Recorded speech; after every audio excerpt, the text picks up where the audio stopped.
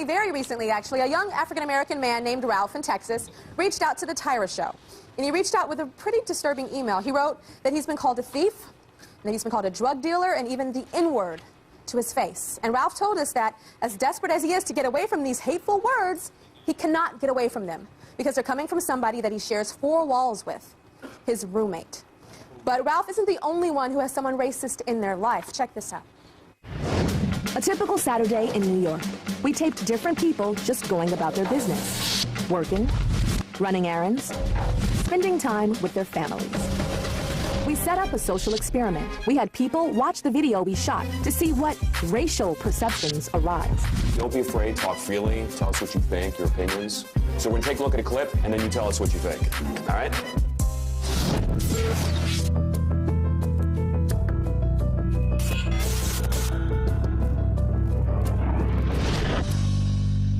Honestly, it looks like the black guy might have stole something from the white man or did something that he didn't like. I'm black, and I agree with you.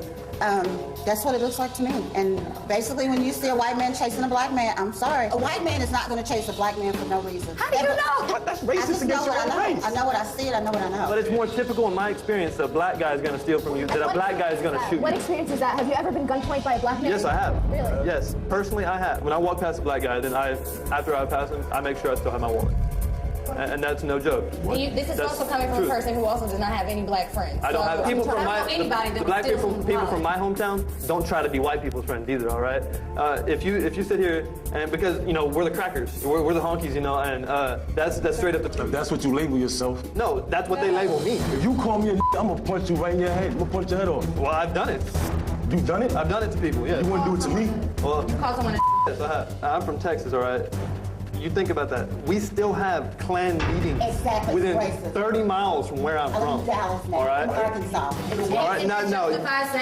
I'm not saying I'm justifying anything. My dad has been so racist from the time I was little. I've been brought up that way. Brittany, all right, how do you feel about black men?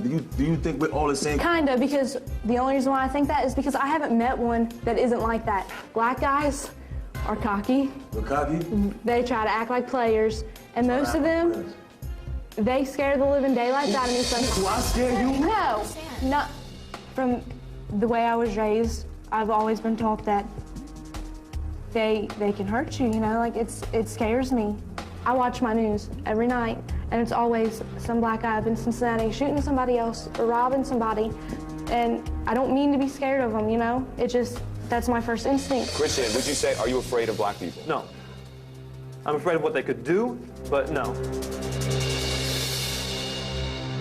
So as we see, people had a lot to say with what we just saw, and we have them all here. Everybody that you saw on that tape is actually here today. But we're going to start with Ralph and his college roommate, Christian. Okay, so Ralph, you wrote that letter to the Tyra Show, kind of like a cry for help, not really knowing what to do. Tell me when these comments started from Christian. Probably the second day he moved in. The second day? Right. Wow. Okay, what was the first stuff that he started to say? The first thing he ever said to me was, "What's up, N-word? You know what you don't do that." Okay. What made you say that to him, Christian, when you first met him? Actually, when I first met him, I didn't say a word to him for the first day. I honestly thought that he was going to be listening to rap music nonstop, and I thought he was a thief, probably a drug dealer, and that was just my perspective on it. So you didn't say anything. So then the first things that you did say was the N-word. Yes, ma'am. And why was that? That was funny to me. I mean, where I'm from, we say that to each other. Like I said in the video, we refer to each other as the N-word, and then we turn around and laugh about it. They laugh about it. It's okay. You mean white guys to white guys? Or white guys to black guys? White guys to white guys. White guys it's to white funny. guys. But there's a difference, you know, when you're saying it because of you thinking certain things, and you thought that he was a thief, and you thought that he was, you know. Well, tell me about what happened on Super Bowl, Ralph. Like the Super Bowl party at first, you know what I'm saying? This is how you met my friends. They like just bust in like, "Freeze, y'all under arrest. We're looking for a black guy." Majority of my friends are all black. So he's like, "Oh, we hit the lotto," you know what I'm saying, like that. And I was like, come on, man. First thing that came to my mind was like, there's about to be some physical problems going on, you know what I'm saying? Now, Christian, you say that it's just funny, but then you also say, but I'm from Texas and we have Ku Klux Klan, and so what is your view of black people? I honestly thought they were thieves, probably drug dealers. Generally, they don't have money. I mean, from where I'm from, they don't. They might get out of high school, but nothing after that. And I know that you had some surprises when it came to Ralph. What was one of the surprises with Ralph? Actually, it surprised me that he didn't listen to much rap music, that he actually had his parents had set up him a college fund, or trust fund. And I don't see that. Me personally, I had to work through college. I'm having to work through college. He has it handed to him. His parents actually set up, him some money, put back. And I was surprised by that. Why do you guys still live together if you have somebody that you live together, Ralph, that you feel is a racist?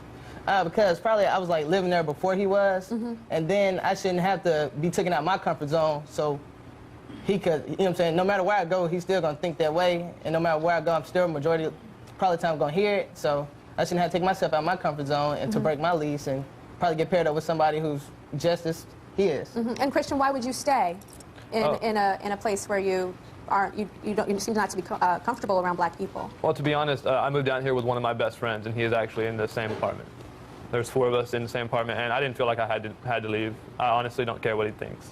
You don't care what he thinks? No. Okay. So I know that the racism is not just to black people. Ralph, tell me what happened when you guys were out at a restaurant. At a restaurant, he like just blurts out things, and like one time we had a Muslim or Arabian waiter. You know what I'm saying? Like I understand. Everybody understood what he was saying, but Christian, he was like, what? Huh? Can you say it again like that? Come on now. It's a time and place for everything.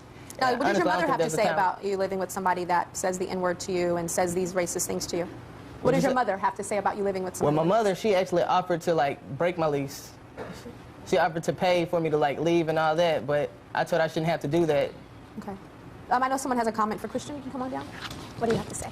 I heard you say that a lot of things towards your roommate, but do you feel that way just towards black males, or do you feel that way towards black women too? If you were to see me, would you label me a thief or anything like well, that? From where I'm from, black women don't hold themselves as high.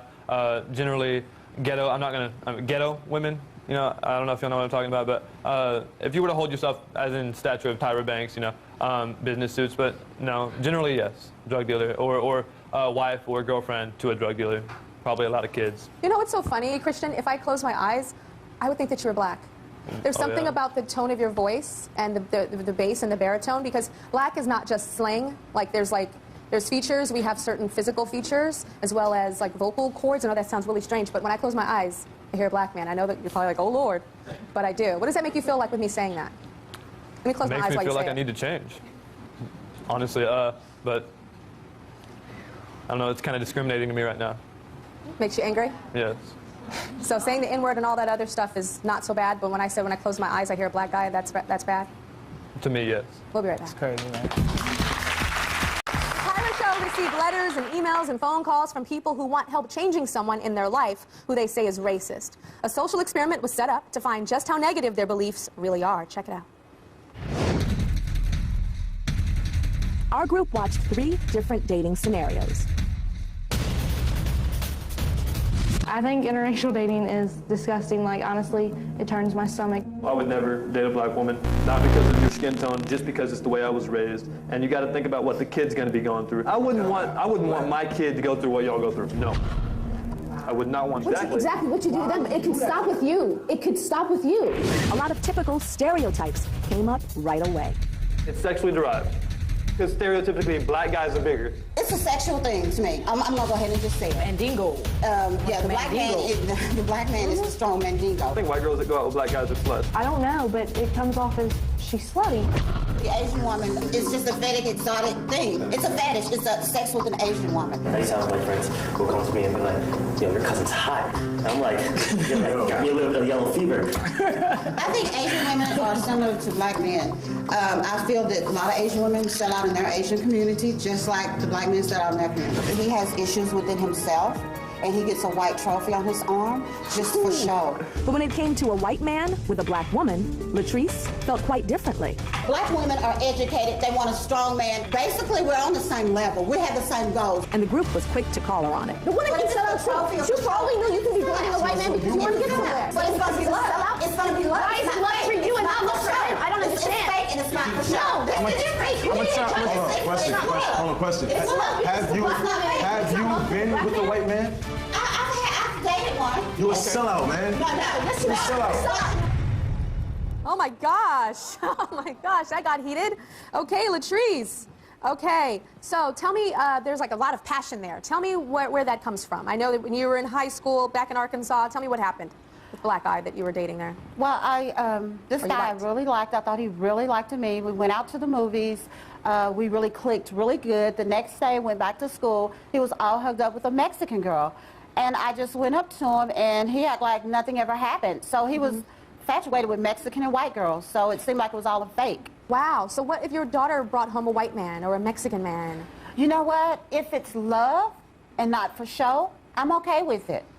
We have Julie and Brittany here right now. They're actually best friends. Now tell me, Julie, one time you were in an interracial relationship. Tell me what happened with and how Brittany responded to that. Well, Brittany and I have been friends since 6th grade, and we come from a very small rural town in the South where often racist views are common and they're accepted.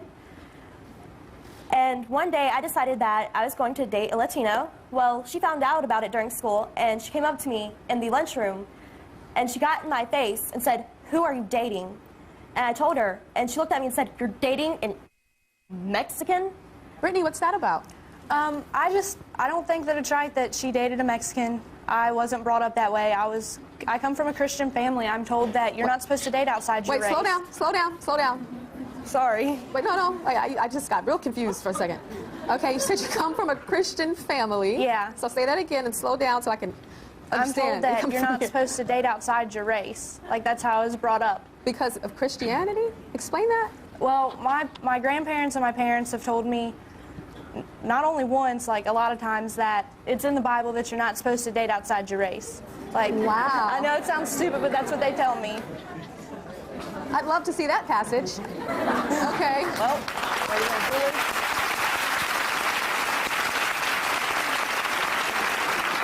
What about the other things that you've been taught about love? You love your neighbor, love everybody the same, all those other values. Weren't you taught that too? Yes, I was. So is there like a little Mexican little sidebar that says but not Mexicans? I don't understand. No. No? So, okay, you said that your parents taught you that. But yes. So we understand parents, grandparents are older, it's a different generation, but how old are you? I'm 19. Okay, so you're a baby. So when do you start becoming responsible for you? I guess now. Like, that's just how I was brought up. That's what I've always been told. It's hard to change something that you've been told for so long, you know? Yeah, I think after a while it becomes choices, because I was brought up and learned a lot of stuff, and I don't necessarily agree with my mom with everything that she said. I'm not talking about race, but just other things. I don't necessarily agree with her.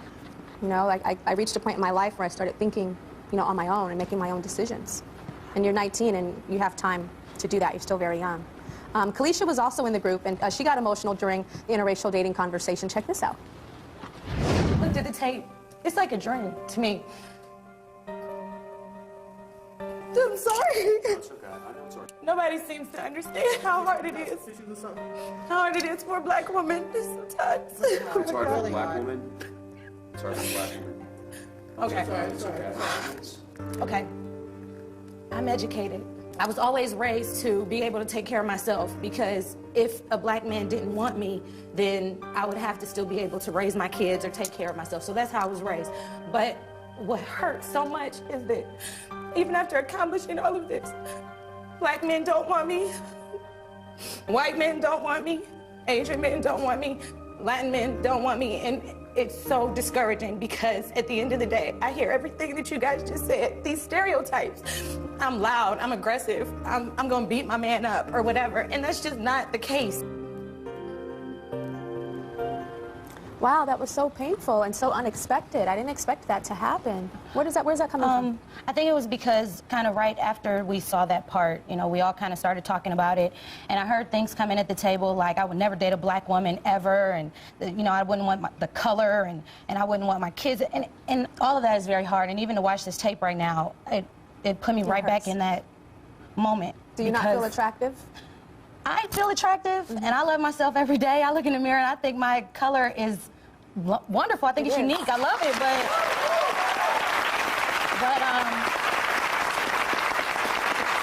thank you. It just doesn't resonate with other people. And you know, I'll try to date out of my race, or I'll try to even date, you know, guys in my race, and everybody just kind of has that disgusting perception. I think you're choosing the wrong guys. I think you are. Is it true too? Yeah, beautiful girl. We'll be right back. What if someone you cared about had extremely racist views? Would you try to enlighten them? We're with people who are hoping that this social experiment will force someone they love to see just how prejudiced they're being on a daily basis. So let's see what the group had to say about our next scenario. Okay, guys, we're going to take a look at another clip and give me your reaction to what you see.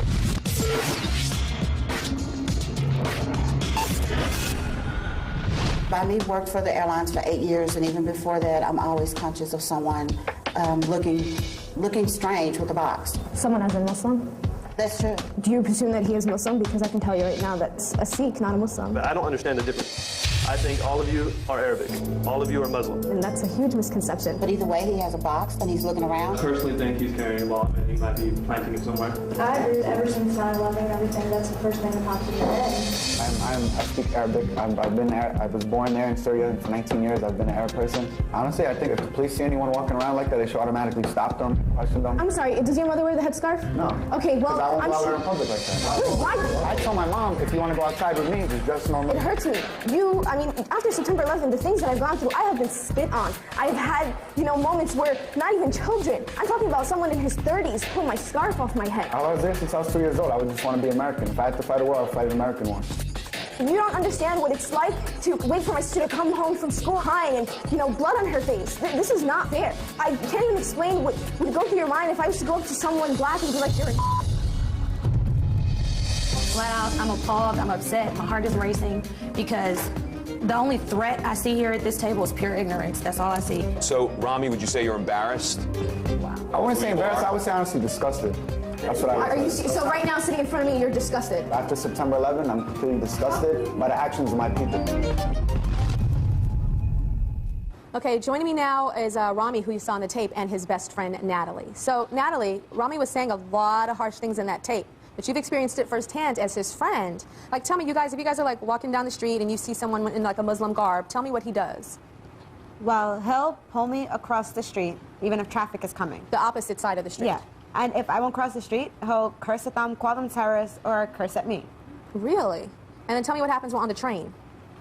If he sees someone in a turban, someone who appears to be Muslim, he will not get on the train. I will get on the train, and he will stay on the platform. And he will stay on the platform? Yeah. And, Rami, what is your nationality? I'm Arabic. You're Arabic. So when I asked you that and you say that, what does that make you feel when you say I'm Arabic? Honestly, I'm still disgusted.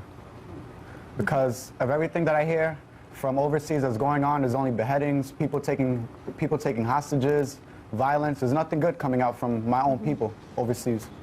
So I can understand you being upset about specific things that are happening, but it seems that you have blanketed your entire people, all of your people, and have to the extreme. When did this start for you? This started after September 11th. After September 11th. So would you say before you were Arabic and proud? Yes. And then after the towers were hit and destroyed and the people perished, this is when this happened? Yes, correct. Okay. So one thing you said is you said that your mother, you won't allow her to wear her veil anymore in public. What does that make her feel like? Because she must be proud of her heritage and her religion and wants to represent that in public. She's proud of her heritage, but in the same sense, she wants to spend time with her son. And I refuse to go outside with her if she's like that. You refuse? You will not go outside with your mother if she has that on? Okay, and what about when your parents, do they speak Arabic? Yes, my parents speak to me in Arabic, and actually I answer them in English.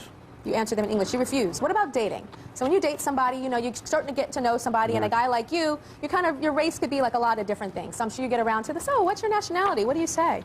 I either say I'm either Spanish or Italian because I wouldn't want to be rejected by the girl. You say that you're Spanish or Italian? Yeah. Then what about if you're falling in love with a girl and you want to introduce her to your parents? That has never happened. I never brought a girl home because I wouldn't want them to hear my parents speaking to me in Arabic or maybe them seeing Arabic food in my house.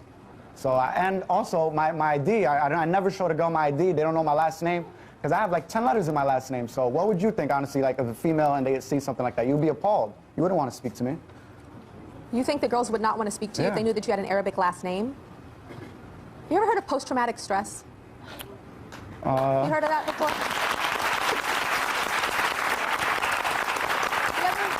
You know what that is? you know what that is? Not really. Okay, post-traumatic stress is what a lot of times somebody will go through after something terrible has happened. It could have happened to them personally. It could have been something that they witnessed. It could happen to like people that have been in wars, like veterans. It could happen to a mother who's lost her baby. It could happen to somebody that experienced a national, awful, most disgusting thing, one of the most disgusting things that our nation has ever experienced. And you having a connection, a historical heritage connection to some of the people that did it, could make you have post-traumatic stress. And so it's a very painful experience, and it's made you lash out on other people, but mostly, Rami, on yourself. And one thing is you can't run away from you. You can call yourself Italian, you can call yourself Spanish, you can hide your ID, you can tell your mother to take off her veil, but you're still an Arabic guy, and a beautiful Arabic guy. That's not going to go away. Thank you, Tyra. Yeah. I want you, after this show, I want you to go home and I want you to Google post-traumatic stress. Okay. And I bet you'll see a lot of the symptoms there that you went through after September 11th. Okay. And I think that'll get you some healing and make you start loving yourself. Because I'm a black girl, I love myself. Okay? We're helping people who want to change their friends' and loved ones' racist perceptions. A social experiment was set up to expose how deep these judgments went. Check out what the group had to say about family and race. Next, we show two similar video scenarios. A black mother with 3 children and a white mother with 3 children. Let's see if our group feels differently about the women. When I see a white woman with kids, I think that she probably does have a good husband to help support the kids. She probably went to college, and she has a stable family to help take care of her kids. I think they're well taken care of. They're going to be put through college. They're going to have money. They're going to have a bank account ready for them just in case something happens to them. The dad's probably got some type of manager position making the money. She generally will have a job, but she could also be a stay-at-home mother. She's got it made. She's white. Her skin is white. The white woman doesn't have to worry about anything. She might be on welfare if she has 3 kids because she might be too lazy to work. When I see a black woman with a lot of kids, I automatically think hood rat. I think she's on welfare, and she's also got like possibly a father for each of the kids. If that woman has 3 kids, all of them 3 different baby daddies, come on. Please, that's a problem to think that. When I see a black female with about 2 or 3, even maybe worse, the 4 children, I think they're definitely not going to be clothed good. They're all going to be dirty. They're going to be unfed. Please don't think that that black woman is not capable of taking care of those kids. They're not dirty. They're not shallow. They should not be looked at as dirty hood rat children, and neither should that woman. That's the stereotype that is associated with, you know, African. I'm not thinking that way because I'm tired of how people are mistreating black folk and giving a white person the higher level benefit of doubt of everything. Just need to change. America's so racist, and why do we have a black president? You're not black, you don't understand. Black women take care of her family, but the black woman has to struggle. We have to work extra hard. Black women struggle to get where they're at. As for white women, don't have to worry about anything. Okay, I'm like so confused right now, and like I just find it insane that a lot of you guys were saying that that black woman looked like she was on welfare and had kids, and she had diamonds in her ears and beautiful hair slicked back, and her kids looked like they had on the most gorgeous Baby Gap / Ralph Lauren clothes.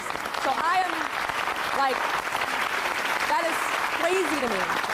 What would make you guys say that? With seeing that, I mean, you just saw the color of his skin and went to some total negative place and didn't pay attention to anything that she had on, anything of how she was representing herself, like a professional woman, a professional stay-at-home mom or a professional working woman. Where did that come from? Christian, where does that come from, that you see welfare with a polished woman like that? Some of it's probably from the media, but personally, in my hometown, 100,000 people, I was taught to be racist, I guess, but every black woman I see is generally ghetto. My personal experience, no father figure, and if there is, then he's probably a drug addict. But I've seen personally like 3 different fathers and 3 different kids. It's just every occasion that I've seen. Okay, I don't know what neighborhood you're from, and I cannot represent that because I don't know where you're from. But you have a television, you have a connection to the media, and I think that you're in college, you know that a black woman looking like that is not on welfare. And you can't say, oh, it's where I'm from and it's where I'm this and my town is so narrow, and the world is a lot bigger place, and I will not take that excuse anymore. That's just an excuse. Christian, that is an excuse. I mean, there is the internet, there is television. Back in my day, I'm older than all you guys. Back in my day, we had like 10 channels to choose from. You guys have like 1,000. Okay, the world is a much bigger place with so much more exposure. I think we choose to latch on to certain things. And I think it's time for us to stop making those excuses. We'll be right back. We've heard our group's racial perceptions when it comes to profiling, dating, and family. But now it's time to hear their thoughts about race and the workplace. The workplace. Check this out. Our group watched a video of a Latina and a white woman in an office setting. Let's see what they thought. Honest impressions. Who's the boss? I think the white woman was the boss. Why is the white woman the boss as opposed to the Latina? How she was acting towards the Latina.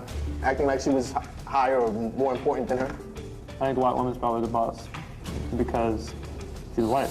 Do you think one is more educated than the other, Latina versus the white woman? Well, I don't really see a lot of Latinas that really do good in school and then go on to college to get good careers. What about their home life? The ones that I went to school with, they weren't very hygienic. Like, What do you mean by that? like they weren't very clean. Like is that your they experience would with people come in to your school? school Tell me like about that. stinking real bad. Like, and I know that's mean to say, but they would. Me as a person, I don't understand the difference between Latinos. So I'm not trying to offend anyone by putting a label on this whole group as Mexican. It's just, that's again what I was taught. There's Spanish people from Caribbean, there's Spanish people from Spain, which is Europe, there's Spanish people from South America. There are Hispanics in your community which you do contact with, right? Yes, my best friend's Mexican. So it'd be knowledge for you to know. He calls himself white though, so I don't know if that makes any difference. Have you been called various names, slang words? What have you I've been been called Spigger because I'm Afro-Dominican. I've been called Spick. I've been called all types of names. See, like right there, okay, my grandmother will not let Mexicans or black people in her house. What type of pressure do you think that puts on your best friend? Well, I mean, that's bad, I know. That's why he calls himself white. But that's why he calls himself white, because he's trying to impress you and your family who are very ignorant. Well, see, that's the difference. Their mother is raising their kids. She knows Spanish. She does not teach them that, right? They do not know Spanish at all. And that is one thing that I really don't like about Hispanic people. They don't try to bother to learn English, and they come to this country. No. There's more that do that don't. You just don't see it because you're ignorant and you think that way. So it got very heated between Carlos. Stand up, Carlos. Tell me, what was the thing that most upset you about this exchange? The thing that upset me the most was the fact that, you know, people in America only think about Spanish people being Mexican or Puerto Rican. They don't see the array of colors that we do have. You know, we're beautiful people. We have, you know, from the lightest skin tone to the darkest skin tone. And, you know, talking to him just made me see how ignorant there's still the population in the world is. You know what I mean? And that really upset me to know that people just think of Mexican and Puerto Ricans. Either, you know, they're dirty, they have kids, they're on welfare. That's just appalling to me. Like, that really hurts me and my people as in general, you know? Christian, when he was saying that to you and started talking about like South America and Spain and Central America, all these things that he was saying, was it like a light bulb, like, oh yeah, you're right? Well, not really, because if you see maybe in Florida, over here in New York, but in Texas, the majority of Hispanics are Mexican. So No, I'm not talking. Keep going back to Texas. I know, okay. I'm from California, so I understand there are a lot of Mexicans. Hay muchos mexicanos en Los Angeles. I understand that. What I'm saying is... No, but what I'm saying is, did he enlighten you at all to make you understand that there are more Latin people than Mexicans? Oh yes, he's opened my eyes. Like I honestly didn't know. I knew there was Cuban, but that's it. I mean, I didn't really understand. I didn't try to educate myself that and there you're was... in college? Yes. What year in college? Freshman. What college? You're a freshman. That ain't no excuse, child. I'm sorry. Everybody's like, oh, he's a freshman. Okay, let's give him some. Okay, there's Cubano, Dominicano, Mexicano, Colombiano, Venezuelano. Is this a whole lot of people? Salvadorian. Yeah, I mean, it goes on and on and on. Peruvians. Brazilians. Brazil. I mean, it goes on and on. It does. There's like all different types of Spanish. And there's some people in Spain that look like me. Yes. But they're Spanish. I don't know if there's anybody like you, Tyra. Well, no. We'll be right back.